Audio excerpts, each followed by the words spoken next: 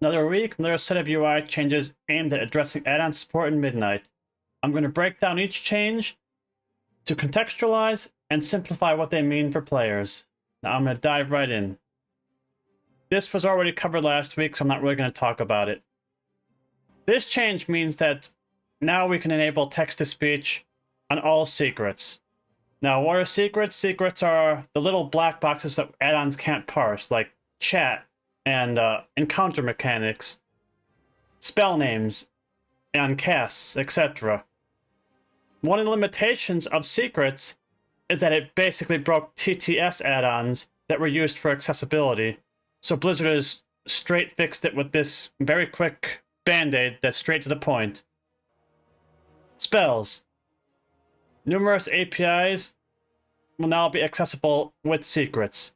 This primarily focuses on cast bars, nameplates, and Unitframes.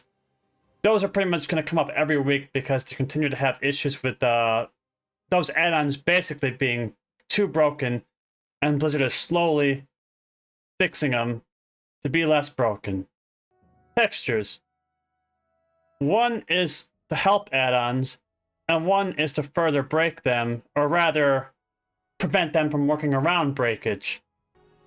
Curve objects is just something that was discussed last week, but it's basically like allowing health bar colors and other such curves using secret values that add-ons don't have access to. Debug tools, that's mostly add-on others, doesn't matter much. Same with this one. Coming soon, next week and beyond. String formatting we already discussed in the previous video, so I'm not really going to talk about it now. Same with unit identity access. Gossips. Now, this is a restriction I didn't bring up in previous videos because I was pretty sure it wasn't going to go live, and I was right. But gossips is like auto quest turn in, auto quest accept, automatically advance to the next gossip, etc. that you might see in dungeons. Auto gossip is something that they broke in Midnight without really saying anything about it. But I kind of knew it wasn't going to stay broken, at least as broken, because it's basically an accessibility feature they took away for no real reason. And it seemed like overkill. Blizzard has realized it was overkill, and they're kind of reeling it back in. But they've been ambiguous about it, so it's going to require some testing and documenting to see which various APIs they're actually unrestricting, because they might still keep some locked down. For example, they might still be against an add-on auto-solving something like Court of Stars, and they might go, okay, auto-gossip is blocked in the Mythic Plus, but it's not blocked when you're out questing in the world type deal. So this is a bit ambiguous, but as it stands in Midnight Alpha now, the Gossip API is locked down and can't be done, and that's overkill, and they're dialing it back. Factions, I'm not even sure what add-on this fixes, but I'm sure some add-on author reached out to Blizzard and said, we need this event for this reason, and Blizzard's like, okay, here you go. This is more background tech to help use secrets without the whole UI breaking or tainting because you used a mixin or something. More discussion on textures, and this is more of a security fix. Again, this is something I even showed on stream in the first week of alpha, is the texture API allowed you to get access to secrets they didn't want you to getting access to, so they're kind of locking it down a bit. This is a bit ambiguous because moving APIs doesn't mean they're changing. That just means they're moving. So it doesn't mean they changed anything at all. I don't know why they even put it in here without context. Raid Target API. Now, another thing they locked down in Midnight was add-ons were blocked from being able to set icons for you. This is because they didn't want add-ons like DBM or weak auras auto-marking targets in a dungeon or raid. But this came with a problem. This also meant that if you installed a Unitframe add-on or anything other than default UI, those can set icons either just from doing something as simple as this. Right-clicking a name, set target, skull. That would get action blocked because it was an add-on setting an icon. But what they're doing here is allowing you to use the secure action button template, which basically means it was done with a secure action or a hardware input, such as right-clicking and using a drop-down. You know, that would be a secure action. It's not automated. It was a player action that's secure, and now they're going to make it so add-ons will be able to use this more correctly without taking away access to icons, something that is legitimate and not automated. Action buttons. This is more likely related to action bar add-ons still being far from good enough, not being able to show cooldown updates on the action bar like the stock UI can. They're likely working on APIs to do that while still keeping things secret and private. R tracking, this seems to be targeted specifically on making it so some things can be returned by the RA, but not all things. Unit power. This is based on a lot of feedback, and I talked about it in previous videos where they locked down the unit power and unit health APIs to where add-ons had no access to it whatsoever. But even with secrets, there were still some caveats. For example, you're a warrior. Do you have 100 rage or do you have 130 rage?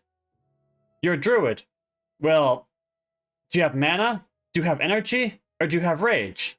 So they're going to make it so add-ons like, or APIs like unit power display mod, which druids need, so add-ons can at least contextualize the energy they're showing. You know, before the secrets would only show you the value, but you could even contextualize what the value was for, and that was an issue. And this, unit health max and unit power max, will no longer be secrets for players. This will allow you to at least show the max health, or the max mana, or the max rage on the bar. Because again, you could contextualize, you can show remaining health or remaining percent via secrets, but you didn't know what it was remaining of. You didn't know the max value because it was a secret. So they're making it so, okay, we get it.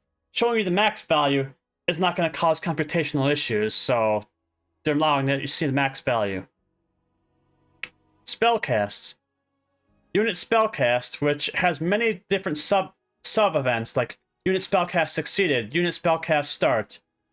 These are events that are similar to the combat log, but more specific to unit frame actions, and also a lot of add-ons that are non-combat add-ons as well.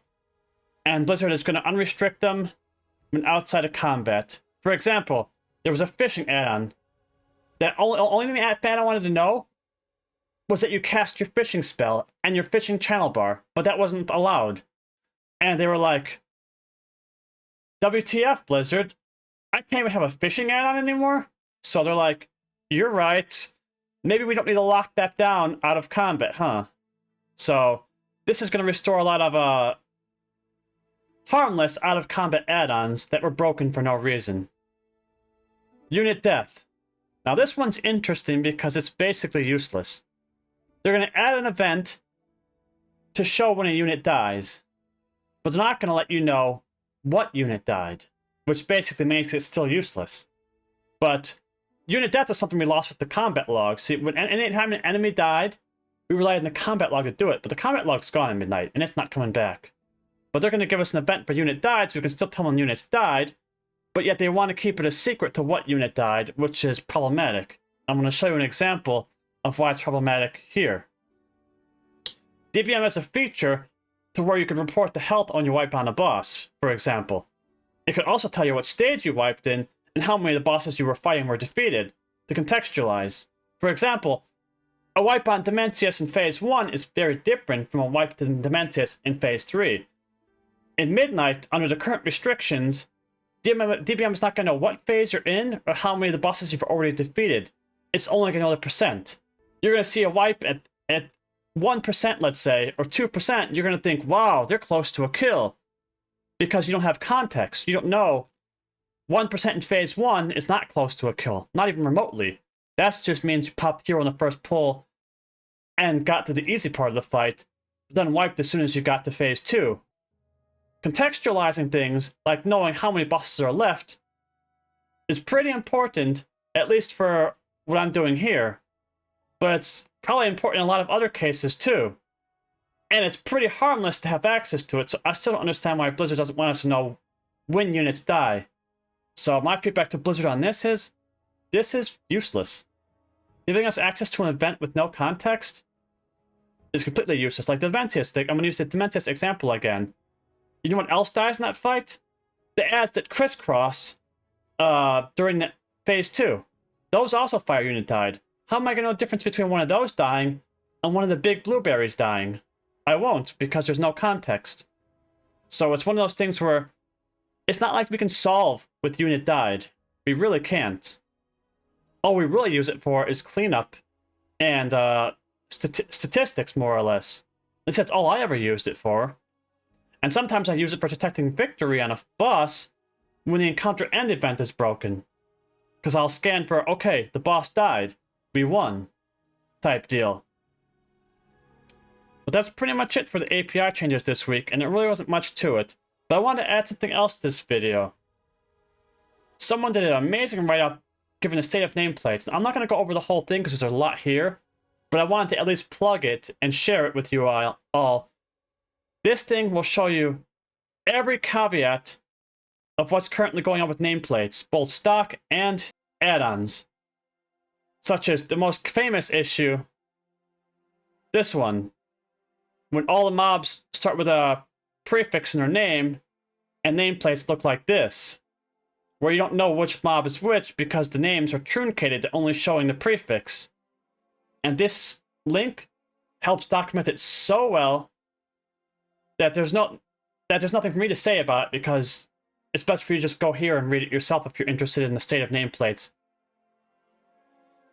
But anyways, that's all I have for this video, and I'll probably see you next week when they announce more changes, or sooner if anything else comes up. Thank you for watching, and I'll see you in the next one.